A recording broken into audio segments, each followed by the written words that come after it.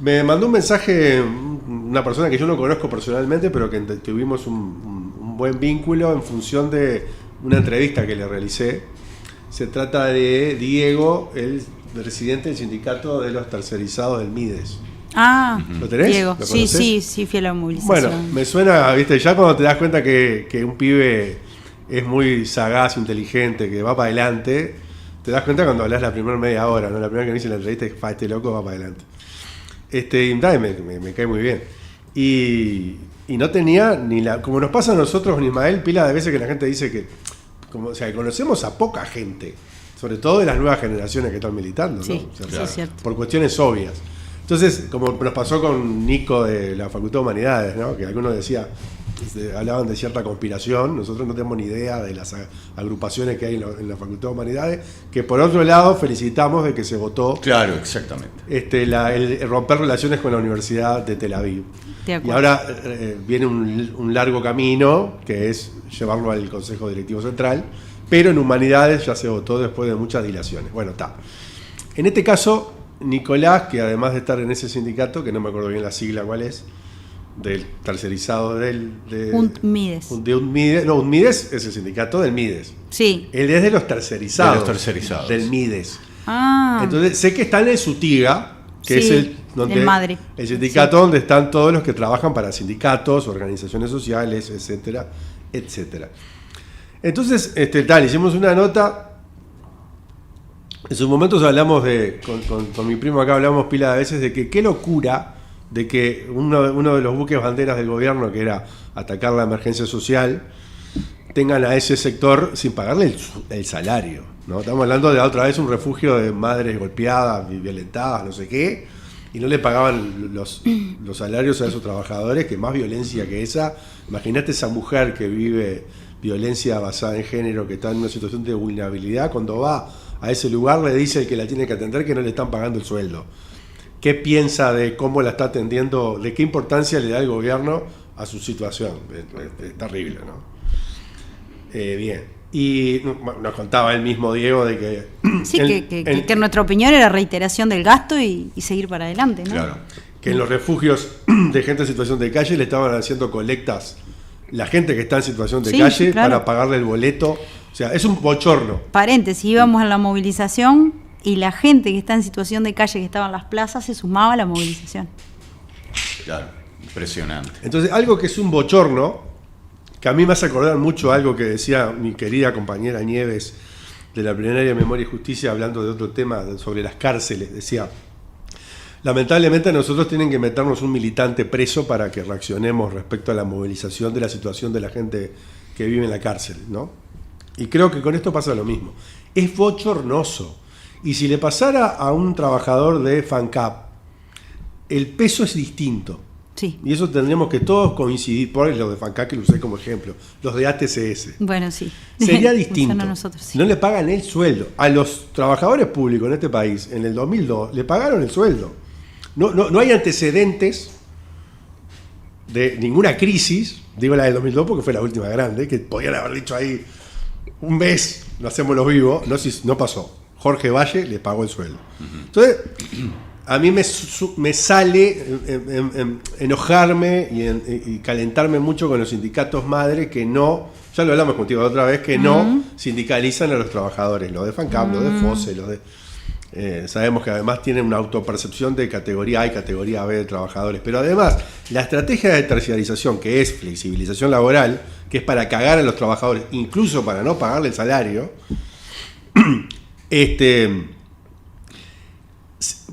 los sindicatos que además siguen esa política son cómplices, son claramente cómplices de una estrategia.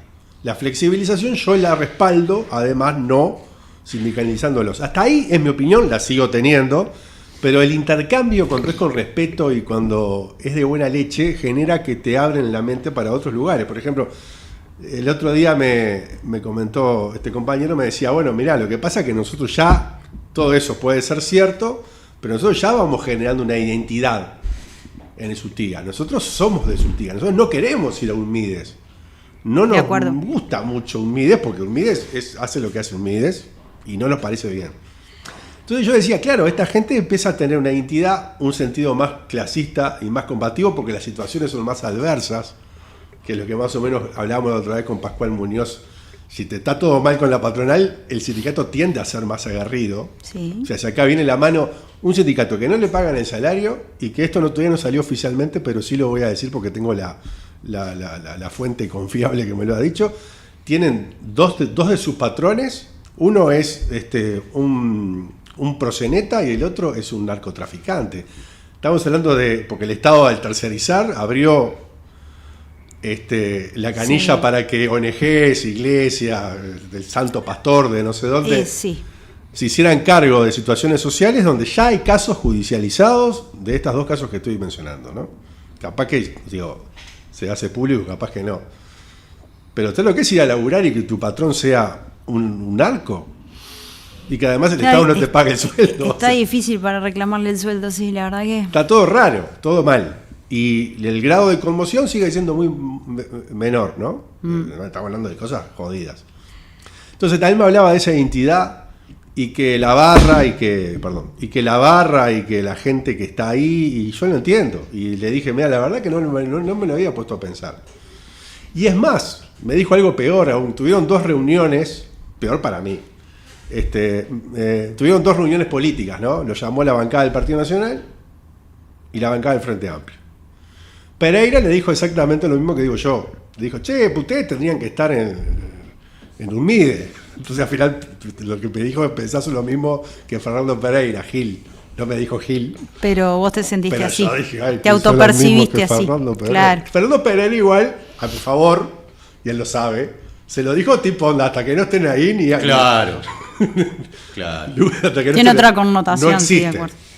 Y los blancos, siendo blancos, en un momento de la reunión se estaba demorando la cosa y uno dijo, miren, acá lo que tienen que hacer ustedes es un comunicado que diga que este Mides es peor que el nuestro.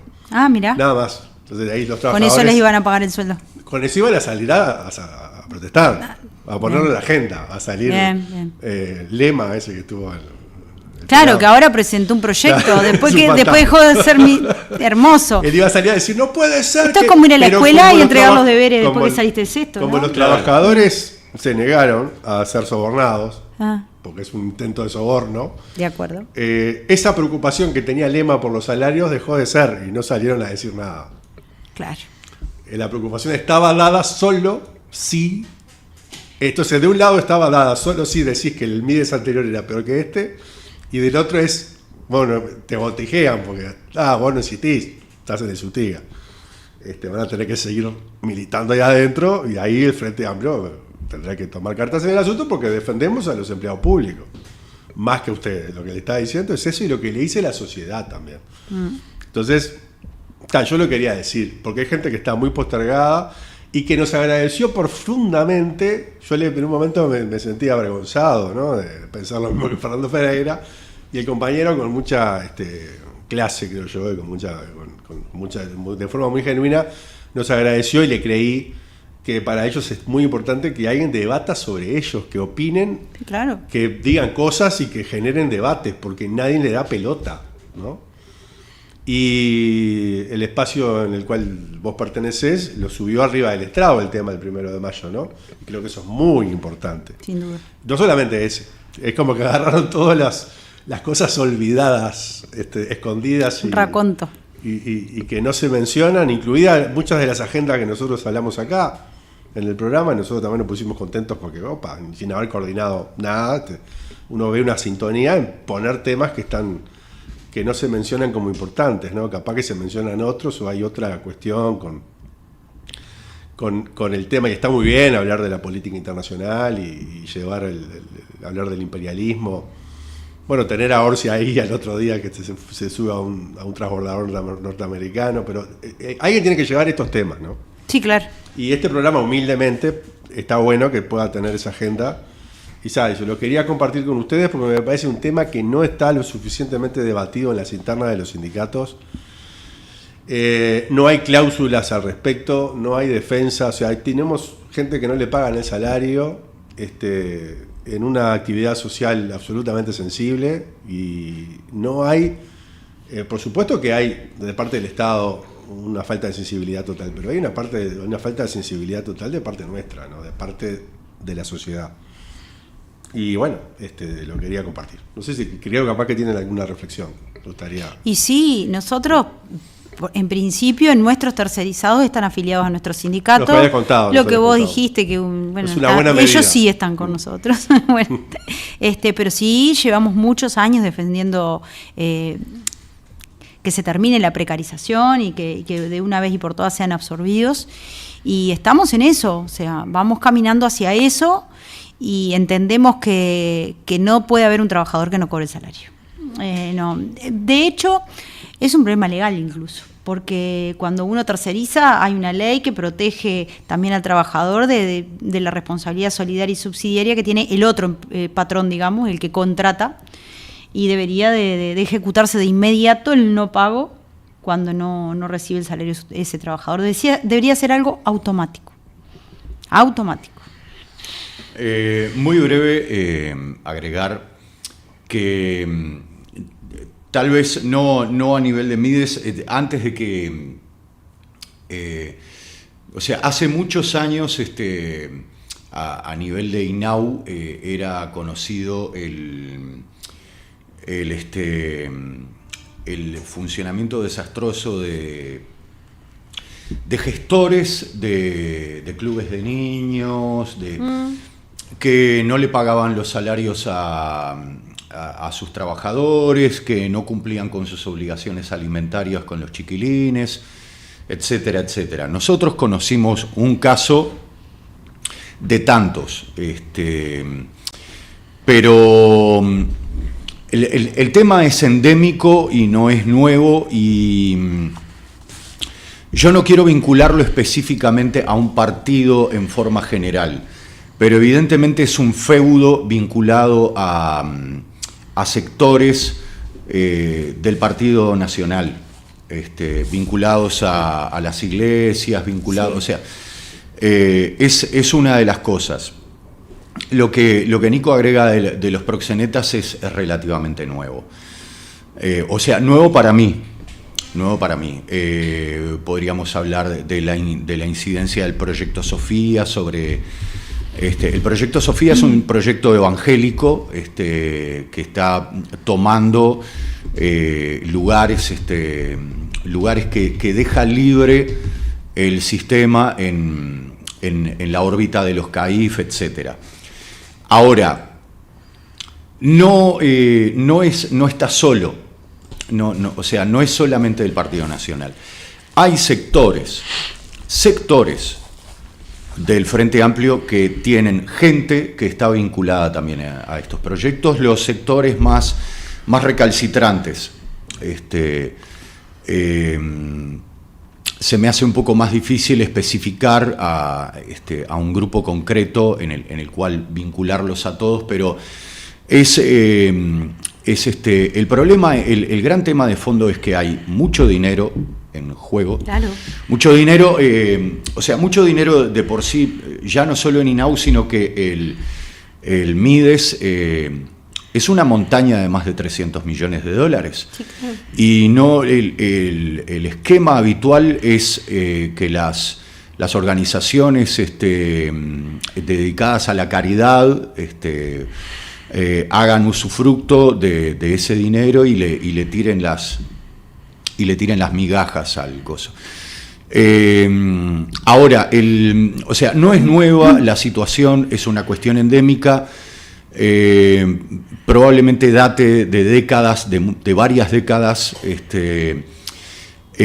pero el asunto es que está en un punto, el sistema está tan desatado, tan enloquecido, y en un frenesí tan descomunal, que ya se siente con la impunidad de hacer este tipo de cosas, ¿no? O sea, está claro que si se dan el lujo de no pagarle, de no pagarle a los empleados, de ponerse de poncho al gobierno, porque evidentemente un gobierno cualquiera con el mínimo de voluntad de resolver el asunto, lo primero que hace es cancelarle las partidas